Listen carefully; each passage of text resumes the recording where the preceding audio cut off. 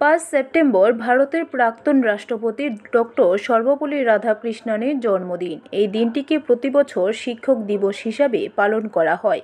এই বছরও তার ব্যতিক্রম হবে না। শিক্ষক দিবসের আগের দিন প্রতি বছর উঁচু ক্লাসের ছাত্রছাত্রীরা তাদের নিচু ক্লাসের ছাত্রছাত্রীদের পাঠ দান করে থাকে। এই প্রথা বছরের পর বছর ধরে চলে আসছে।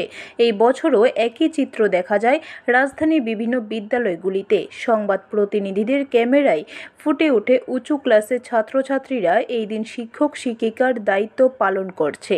তারা তাদের নিচু ক্লাসের ছাত্রছাত্রীদের পাঠ দান করছে। পরে সংবাদ মাধ্যমের কাছে এই বিষয়ে বিস্তারিত তুলে ধরেন তারা।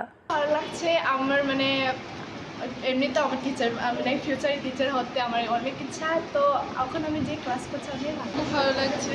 টিচার ডে উপলক্ষে সবাই ক্লাস করছে, ছোটরা যারা আগামী দিনে টিচার হবে দেখে খুব ভালো লাগছে ওদের।